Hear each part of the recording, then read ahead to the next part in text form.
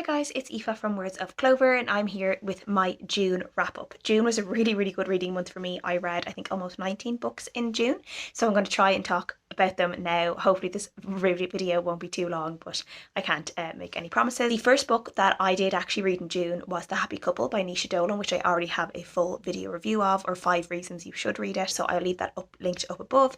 After that, I read a book that I was very highly anticipating, and that was The Shadow Cabinet by Juno Dawson. This is the second book in Her Majesty's Royal Coven trilogy, I think it's going to be. This basically just follows on from a lot of really big kind of cliffhangers that happened at the end of the first book, obviously, which I can't talk about. But in this series, we are following a group of friends who are in their 30s who are kind of basically, they are all witches. And in this world, this is kind of like an urban fantasy type of world, and witches live alongside humans. There is, you know, the Her Majesty's Royal Coven, which is kind of like the government for witches. And we are following characters who are involved in different ways in this world.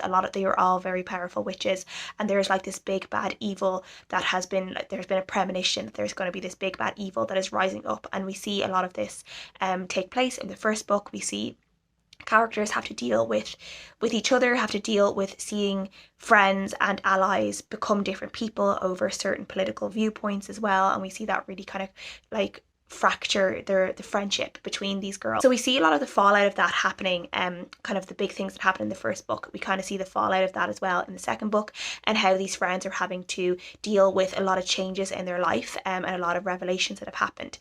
And there's definitely a few kind of big reveals and big moments in this book. We're following a different character as well in this book, who is a character we heard a lot about in the first one, and it was really interesting and really fun being in her head, because she's a very different type of character than the others. She's very morally grey.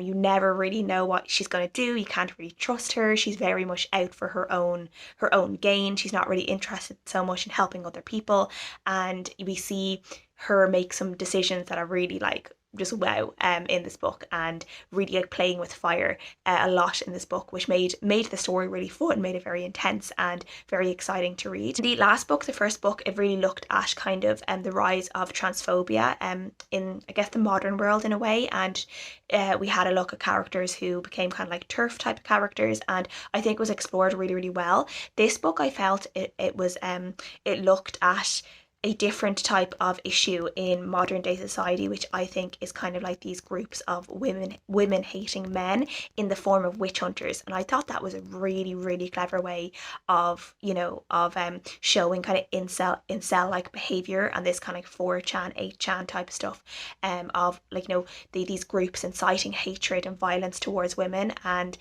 yeah, I just thought it was explored really well in this book. And yeah, I just think Juno Dawson is a genius, and I love everything that she writes, and this is definitely like one of my favourite series of all time. I absolutely love it, and I can't wait, but I'm also scared for the third book in this trilogy. Next book, unfortunately, that I read was an audiobook, and ended up being a disappointing listen for me, and that was The Water Dancer by Ta-Nehisi. This one we were following a man called Hiram Walker, who was born on a plantation. He was born into slavery, and we're seeing him kind of obviously living not a particularly nice life. His father is actually the plantation owner, and his mother was taken away from him when he was much younger, and we see Hiram having to deal with the fact that his mother was taken away. His father, he knows who his father is. His father kind of like puts up with him, but isn't necessarily like overly like warm or like loving towards him in any ways.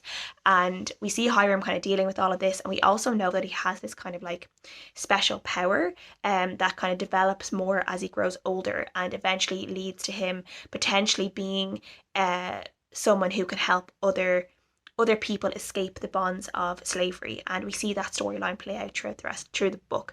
This one, I thought the writing in it was beautiful. The story just didn't do it for me at all, and I also just think I just didn't get on with the audiobook. Now, the audiobook was done really well. I think the narrator actually did a good job. I just think it didn't gel with my personal likes and dislikes in terms of audiobook and how I like to listen to a book. It just didn't gel with me personally. It's definitely like a thing where it's not the book, it's a me thing.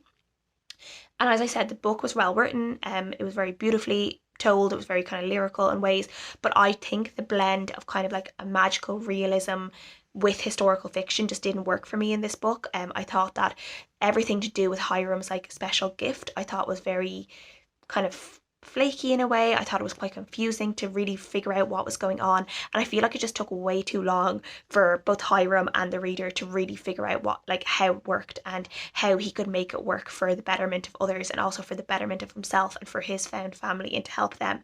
And it just took a really long time for it all to figure out, which meant that for the last little bit in the book, which I felt should have been like a really big point in the book where Hiram has gone back to try and help his family, it felt very, very rushed. So I just felt very disappointed in the book overall, and I gave it a 3 out of 5 stars. The next book I read was very fun, and that was The Sunbearer Trials by Aiden Thomas. In this, we were following a teenage semi-deus who basically kind of like a demigod. His mother is a goddess, but she's kind of like on the lesser like rungs of the goddess or the gods and goddesses ladder in this world. And in this world, every 10 years there's something called the Sunbearer Trials, where the big god kind of chooses a bunch of the demigod children between the ages, I think, of 13 and 18 to participate in these trials. And at the end of these trials there's one winner and one loser, and the loser has to die, but the winner kills the loser in this ceremony that's supposed to kind of help with the longevity of this world and to keep kind of the dark bad gods at bay. Like, Tio isn't really worried that like he'll be chosen for this because he's not particularly very like powerful demigod. His mother isn't particularly powerful either, and generally his colour, which is called jade, they're not chosen for these trials. But in this trial, 2 jades are chosen, him and this other younger demigod who's only 13. And Tio ends up having to go into this trial not only figuring out how he can save himself, but also how he can save his younger friend, and kind of figures himself out a lot during this trial, kind of has new friendships and relationships and like romance troubles and stuff like that. But also you're learning a lot about this like really exciting world. There's like magic and powers and, you know, young like demigods fighting each other, and it's just very, very fun, and I had a really, really good time reading it. What I loved about this one as well is that the world is so inclusive. So Aiden Thomas is a trans author, and Tio, who is our main character, is a trans boy as well, and there's a lot of kind of it's not really made a massive deal out of, but it is part of who Tio is, and kind of some of his struggles growing up as well in terms of accepting that. But I also love that the world that they're set in, like, it's not made a big deal that like someone could come out as trans or non-binary or, you know, queer in any way. It's just the way the world is. It's a very, very accepting world, which I absolutely loved. So yeah, this one was just really, really fun. I gave this like 4.5 out of 5 stars. I can't wait for the next book in the trilogy to see what happens next. And yeah, I'm really excited to read on in this trilogy. And yeah, I just really love this world. It was just a really, really fun read. The next book I read was A Spell of Good Things by Ayobami Adebayo, and this is the second book that I've read from this author. I read her other book, I think it's called Stay With Me, a few years ago when it first came out. It was kind of like a buzzy book. People were really, really loved it, and I also really, really enjoyed it. I do always love books set in Nigeria and kind of looking at Nigerian culture and the politics and the history. I think it's really interesting, and I think it always makes for a really, really good novel, and this one was definitely no exception. In this one, we are following 2 characters. We're following a teenage boy called Eniola, and then we're following a woman in her 20s who's training to be a doctor called Wariola. And they live in very, very different worlds. Eniola, his family is struggling with money. His father used to be a teacher, but then lost his job due to these like teacher cuts, and he is now fallen into a deep depression. So Eniola has to figure out how to kind of get money for his family and try and help his family out, while Wariola is training to be a doctor, but she's also in this relationship with someone who wants to marry her, and we're finding that there's kind of some cracks in this relationship.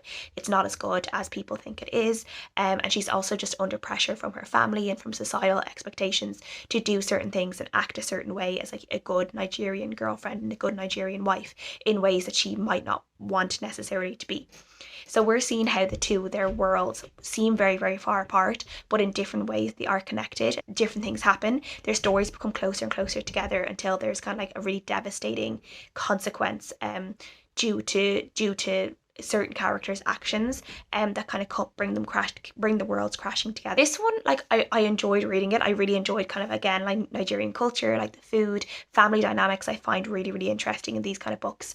And I also, again, there is kind of storylines around kind of politics within Nigeria and the corruption there and the fear and the fear-mongery that's there within the political world. One of those books that, like, while I was reading it, I wasn't really sure how exactly, like, how much I really enjoyed it or how much I loved it. And then the ending happened, and there's this chapter that's set in a taxi at the very, very end of the book. And it's just a really devastating chapter. I can't say like what actually happens because it would be a massive spoiler, but it's just like this, you're just like, it just kind of leaves you a little bit like heartbroken. I felt a little bit bereft when I like finished this book, because I just think the book and like what happens to everyone is just like, it's just one of those like really sad, like melancholy kind of books where no one really gets a happy ending, and you just see the effect of the type of world that these characters are living in and how it affects everyone, and how no one really comes out unscathed when it comes to certain things like this. And yeah, it was just really sad, and but I still like enjoyed reading it. But it's definitely a book that like left an impact by the end of it, so I gave it a 3.5 to a 4 star. The next book I read was Unladylike Lessons in Love by Amita Murray. This is a Regency romance. We are following a character called Lila, who is the daughter of a kind of an aristocratic man and his Indian mistress. So she's a woman of colour, and she kind of basically runs her own business, kind of is a woman of independent means, and she kind of runs kind of like a gaming parlour slash kind of I guess socialising house, like kind of almost like a club in a way, for like the gentry. So she is kind of popular among the lords and ladies, particularly the lords, who are always trying to kind of like get their hands on her.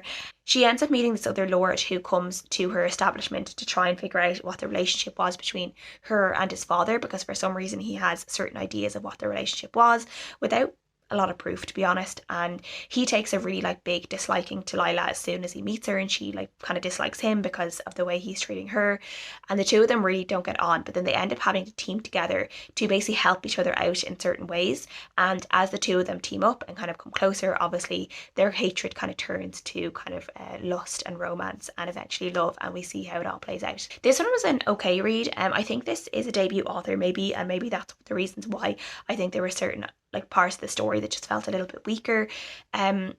This is kind of like technically an enemies to lovers, but they don't stay enemies for too long, to be honest. Like it turns to kind of love and romance like quickly enough, which you do find in these kind of books. I did like the fact that our main character is a woman of colour, and there's also other characters of colour who play a really big role in this book.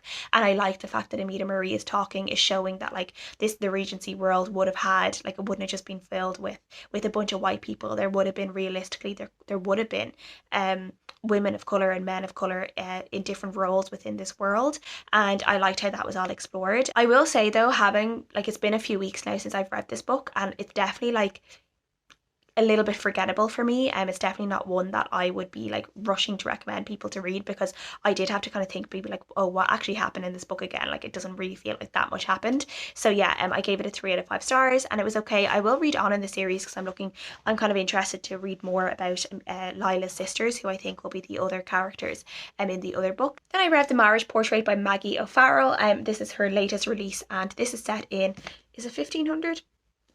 This is set in 1560, and we're following a character called Lucrezia, who was a real character in history who got married to this man, and within a year of her marriage she was declared dead, and there was kind of this kind of suspicion that her husband may have killed her. And we're seeing that story and what actually may, like, kind of like Maggie O'Farrell's interpretation of what may have happened. She's kind of giving Lucrezia like her story back, and kind of bringing her to the world and showing the world what kind of character she may have been.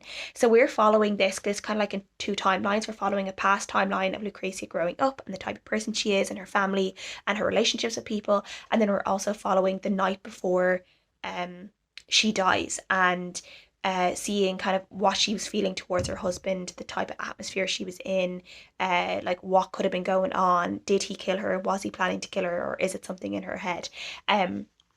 And we're seeing how it all plays out. So it's kind of like exciting to kind of go back and forth and seeing. And I actually liked the 2 timelines pretty well. I really liked seeing Lucrezia grow up. But then I also was like, you know, obviously in the kind of the more present storyline, it's a very tense, because you know that she's going to die. Like, it's not a maybe. It's like, this is something that happened. This is like set in history that she did die. So like, what happened? Like, how did it come about? Was it a natural death? Was it not? And so you're feeling kind of tense in those moments. And I just thought that atmospheric build up was done really, really well. There is a kind of there is a storyline in this that like Gracie is really good at painting, and we see that happen in this book, and we see her love of painting and her talent being fostered from the time she is young and into her marriage, and painting is kind of something that is a real solace for her. Gets portraits painted of her as well, and that's kind of a thing in the book as well, is these portraits that are being painted of her. And I realized when I was reading this book that I really love reading books that are based around like a painting that happened in real life, and kind of the story around that, like, you know, books like the girl with the pearl earring or The Lady and the Unicorn, which is, I think that's a tapestry more than a painting, but like books like that I actually really love. And I was like, I actually must find more books that are kind of looking around kind of the real story behind painting, because I actually really love novels about that. Yeah, I just really enjoyed this. It was a really good read. Maggie O'Farrell, just a brilliant writer. I don't have much to critique it. I just really enjoyed it, and I gave it a really strong 4 out of 5 stars. Then I listened to another audiobook, and this was There's Been Another Incident by Alice Ryan. This one I really enjoyed. This one is set in Ireland. We're following a character called the Black family, and a cousin called Molly is after running away. She kind of does this a lot. Both of her parents died, and one of them, her father died when she was quite young, and her mother died when she was 18 or 19. So she kind of feels like she's alone in the world, even though she has this very big extended family who love and care for her and do everything they can for her. But she's just someone who hasn't been dealing with her grief very well, and has a lot of things that she needs to work out by herself. And she ends up running off, but of course her family are very worried about her, and they kind of have a family meeting to figure out how to find out where she is and how to get her back. And we're kind of looking at that journey as the family kind of come together in their AGM to discuss what to do with Molly, because there's been another incident, and how to get her back. And we're following the story in a few different characters' perspectives. So getting a perspective from her Uncle John, who's kind of like the patriarch and the leader of the family, who is just the most loveliest character, who I just was found very endearing in the book.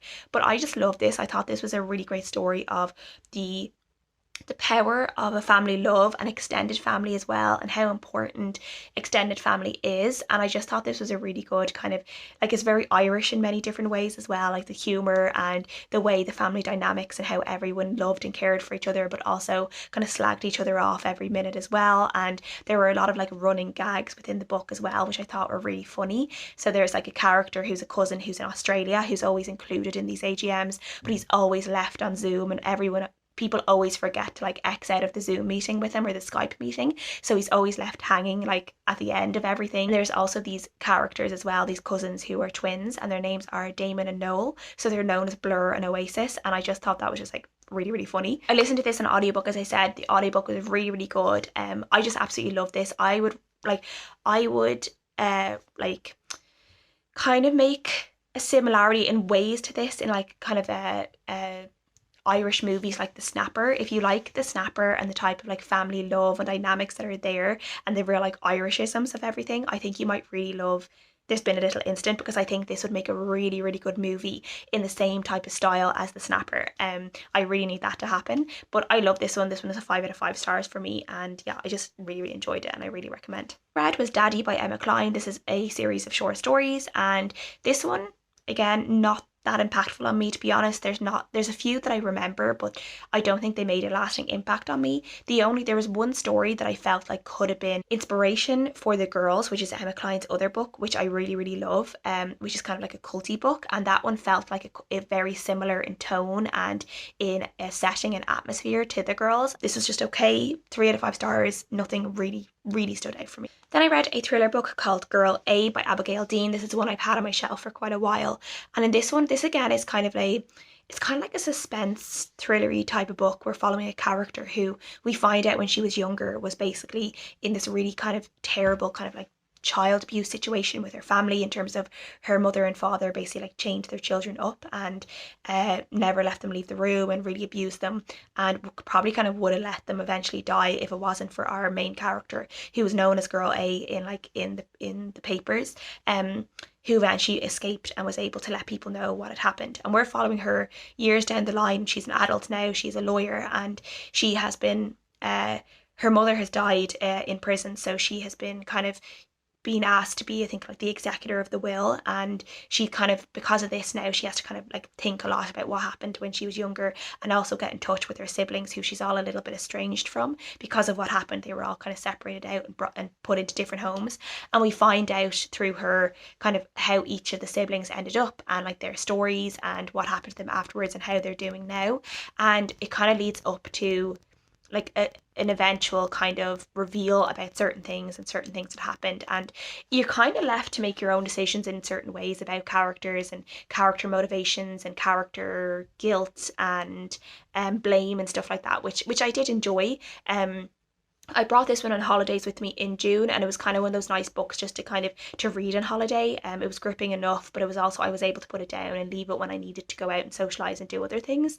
So yeah, this was like probably a 3.5 out of 5 stars. I did enjoy it. There is obviously a lot of like trigger warnings in this in terms of child abuse. Like some of the like the descriptions of the child abuse was like really horrific. You're like, how could this like happen? How does something like this happen? But then we're actually really weirdly the other day, something came up, like a true crime thing came up for me on TikTok, and it was actually a storyline that was very similar to what happened in Girl A. So I was like, oh, maybe that was like the inspiration for the book. But it was kind of funny that it did come up, and I had been thinking like, how is something like this even possible? But unfortunately it is possible. People do terrible things like this. So. And then I read a couple of kind of Kindle Unlimited romance books that I have. First ones I read was Summer at Sunset and Summer Baby by Beth LaBonte. I've read a few of her books before. I really enjoy her writing. This one is just the last in a trilogy of her summer like her summer book. Summer Baby is more like a novella, and Summer at Sunset is basically the wedding. So you have like the first book is obviously the meeting of the man that she's going to marry, and Summer at Sunset is the wedding. This is about a character called Summer who's now trying to organise her wedding while she has very stressful parents to have to deal with. So she's trying to organize her wedding in kind of a way that she doesn't have to involve her parents as much as she possibly can, because she knows that they could end up ruining everything for her. But then of course everything goes wrong with the wedding, and from like a crocodile eating her wedding dress to like a landslide or something that happens. And you know, it's funny, it's comical, but I did find there were some bits in this and how certain characters were talked about by the main character that I didn't really enjoy. So this one just kind of annoyed me in ways because of the silliness of it. So I gave it a 2.5 out of 5 stars. I didn't really enjoy it. Summer Baby was a little bit better.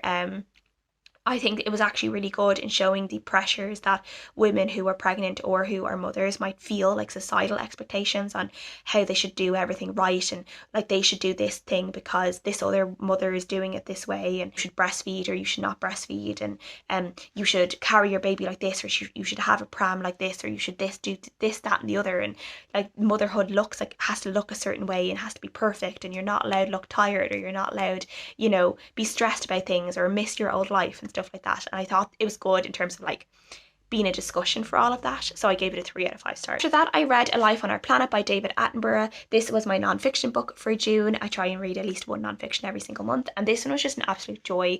Like, I love this man. I think he's just an absolutely amazing person. So this one is basically at the start of the book, he is talking about like when he was born, 1937, and he basically like goes up until the 2020s and he's talking about like how the world has changed, and it's actually really scary, some of like the statistics he's given, which is like world population, carbon and atmosphere, and remaining wilderness, and how quickly that goes down within the span of his lifetime. The second part of the book then is What Lies Ahead, and he's kind of talking about basically worst case scenarios of what is going to happen to the world if we keep going the way we're going. And it is quite scary. It's very like shocking, the things that he's saying could happen, but he's saying like he's not going to not going to wrap his audience in cotton wool. He knows they're reading this because we want to know what's going to happen and we want to see how we can make things better. And he does that in the third part, in which he's talking about all the different ways and all the ways that are like right at our fingertips in helping the environment and helping the world get better. And it doesn't have to be where like we're all dying from drought and, you know, the sun being hotter than it should be and all of that. Like there's ways that like there's so many ways in which we can make the world better, and especially people in like first world countries, like it's really on us as well to make the stand and to do what we can do, to do our bit to make the world better. But I found this was a very hopeful book. It's a very scary book in times, but it also is a very hopeful book. He gives us, he literally just hands people like the solutions. Like, we know what the solutions are. It's not a mystery. We know what we have to do, and we just have to do it, basically. But this is really, really good. 5 out of 5 stars. It's David Attenborough, so I love it. Another Kindle Unlimited romance book I read this month was Not My Type by Evie Mitchell. This is the first book in a series called All Access, and in this one we're following a character called Frankie who is a wheelchair user, and we're seeing her romance with a character called Jay, who she initially gets in contact with because she is a sexologist and she has a podcast where she talks about kind of boundaries, sex, all sorts of things.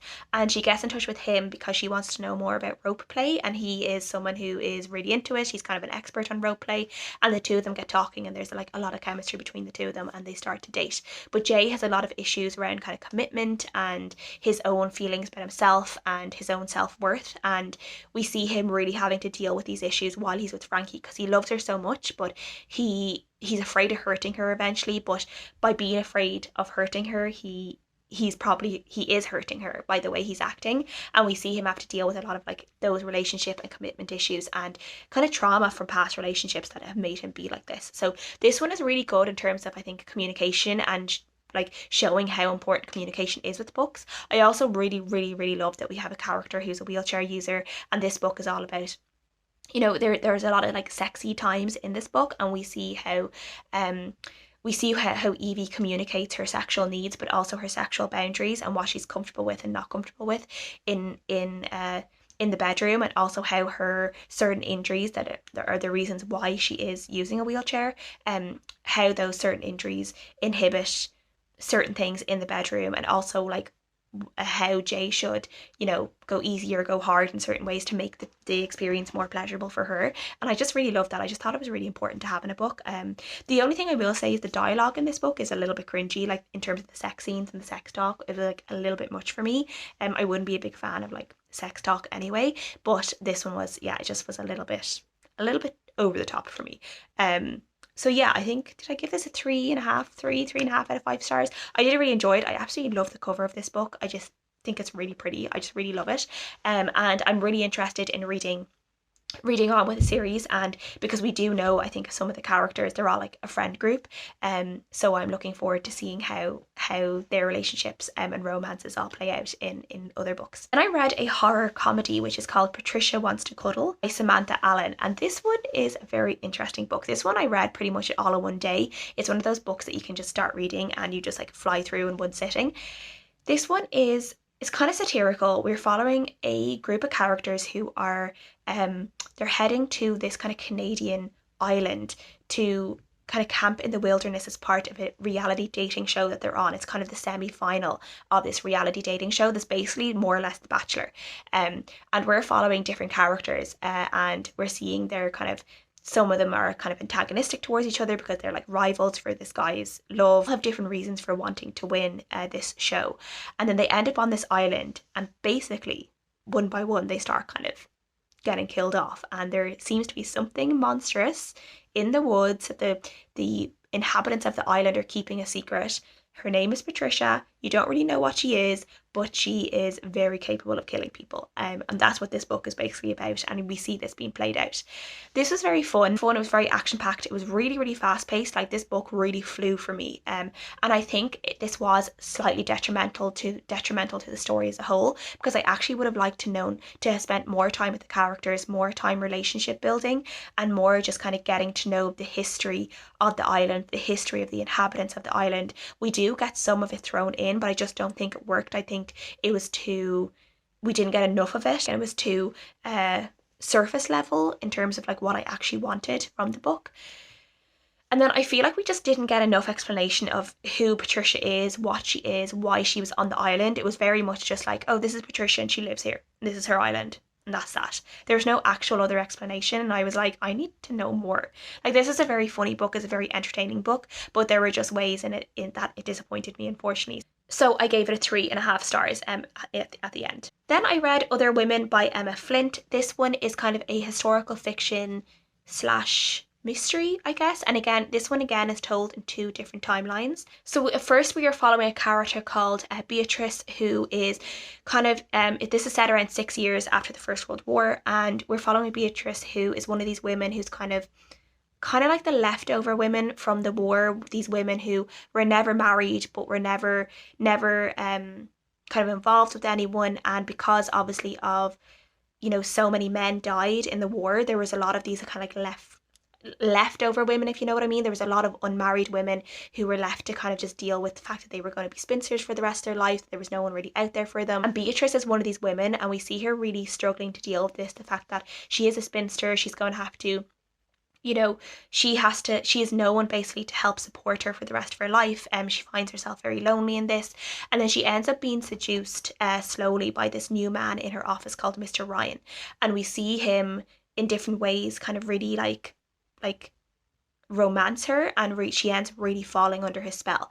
And then we fast forward to about a year later, and we are following a court case where Mr. Ryan is being accused of murdering Beatrice, and we are seeing this through the eyes of Ryan's wife, Kate, and we are seeing how Kate is dealing with all of this, finding out that her husband, number one, was cheating on her, and number two, has been accused of killing this woman, and she has to kind of figure out whose side is she on, whose side does she want to be on, does she believe her husband when he says he's nothing to do with this.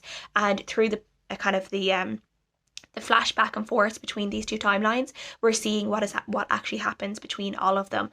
I think this was good. I did quite enjoy it. I think all this trip, while I was reading this, for some reason I was like, this would make a really good movie or like a mini series. I was like fan casting it for some reason while I was reading it. I was just like, I can just see this on the screen. I think it would just do really, really well.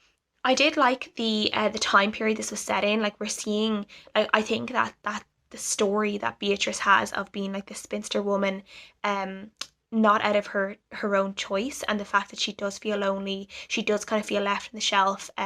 You know, there are very limited options that she can do to help support herself in the future. She's looking at a future where she's always going to be living in kind of like a boarding house with other women, and that's not necessarily what she wants. She wants love, she wants a family, and she's really sad about all of that. And I did find that really, like, you know, you really feel for her in that way. And then we also, like, you know, there's also this thing of Beatrice obviously was going out with this man when she was very, very much aware that he was married, but you also see how persuasive he is in certain ways, and how he gets under her skin, and how he makes her think certain things. And then you're also seeing from Kate's point of view, and you're like, was he bad? Was he good? Was he this loving husband?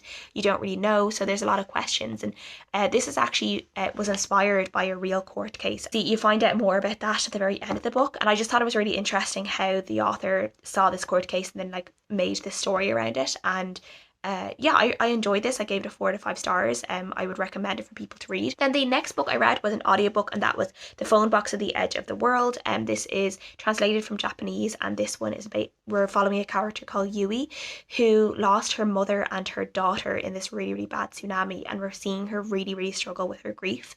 And she ends up striking up a relationship with this man who lost his wife to cancer, who's also dealing with grief. And the two of them visit this phone box that is set in this kind of like country village, kind of a day's car ride from Tokyo, a few hours away from Tokyo. And people use this phone box. The phone box isn't connected to anything, but people just use this phone box to talk to their loved ones who have passed on, and to kind of help deal with their grief and deal with their loss, and that they're missing the people who aren't there anymore. And we see how the two of them go to this garden and go to this village and kind of have relationships with the caretaker of the garden and the phone box, and then the relationship that forms between the two of them, and how it goes from like friendship to a very kind of gentle love and potential for like a future together. But then through all of this, Yui is having a very, very hard time in really dealing with the grief of her mother, but particularly her daughter as well, and losing her daughter at such a young age, and how sad it is. This is a very like bittersweet, sad book, but it's also full of like friendship and love, and a very like, there is a very warm feeling to it.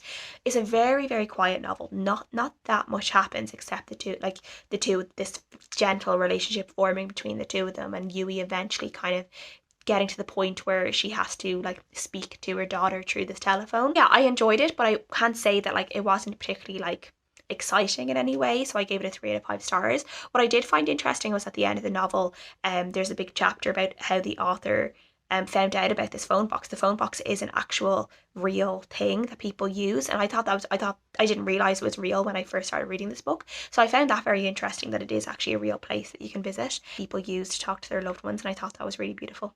Then the second last book that I will talk about is another Kindle Unlimited romance, and that is Grey Hair Don't Care by Karen Booth. I think out of all the Kindle Unlimited romance books I read this month, this one is probably the writing was probably the best in it. I actually really enjoyed the characters that we're following in this are also all older. So we are following a character called Layla. In her 50s, she is divorced and she ends up creating this makeup line, and it does really, really well. And she is brought into this bigger company who are going to kind of like help kind of manage and kind of like her PR, do her PR and stuff like that.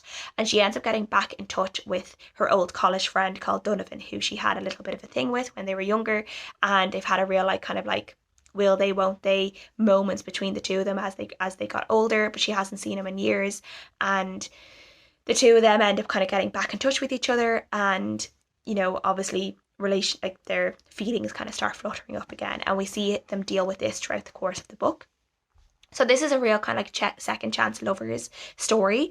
I thought the writing in it was good. I really enjoyed the different characters in it. I enjoyed, as I said, the fact that we're following older characters in their 50s, showing that like characters who were like, you don't have to be just like in your 30s or like early 40s to have a sex life and to have a second chance at love and romance and all those good things. Because I feel like you don't see it that much from characters who are like 50s and older. Same with like movies and stuff like that. So I did really enjoy that. I love the fact that a lot of a lot of Layla's story is embracing her own beauty and embracing her aging body, and it goes completely grey, which I thought was gorgeous. I love the cover of this book as well. The only thing about this book is by 60% through, I was just bored of it. There wasn't much happening. Like, you could see how things were going to go, and there wasn't a lot of like, exciting things, as I said, happening. So yeah, I did get a little bit bored by 60% through, and I was ready for it to be finished. But yeah, it was grand. And again, I will probably go on and read the other books in the series. I gave it a 3.5 out of 5 stars.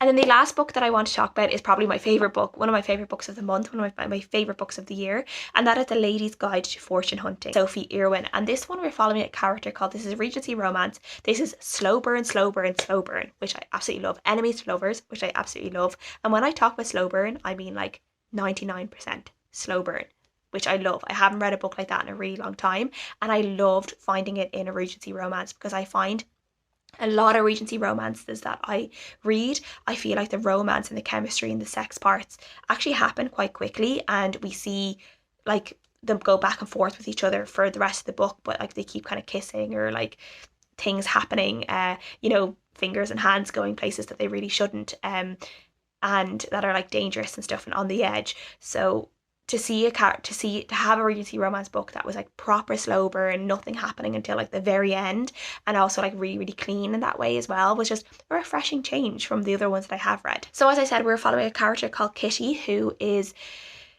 both of her parents have passed away, her and her sisters are basically in a lot of debt from how her parents were living, and she basically has to find a husband within the next 2 months, or else her and her sisters are going to end up homeless. And she's determined to get a rich husband. She doesn't really care if she likes him or not. So she ends up setting her sights when she goes to London with her sister for the season, and she ends up setting her sights on this lord called Archie.